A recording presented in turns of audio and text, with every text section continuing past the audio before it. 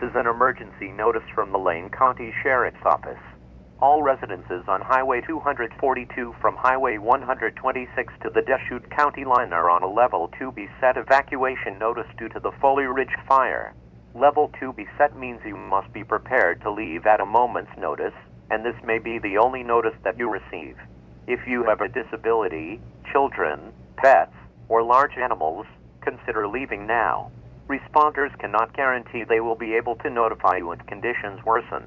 Continue to closely monitor your phone and lanecounty.gov for more information.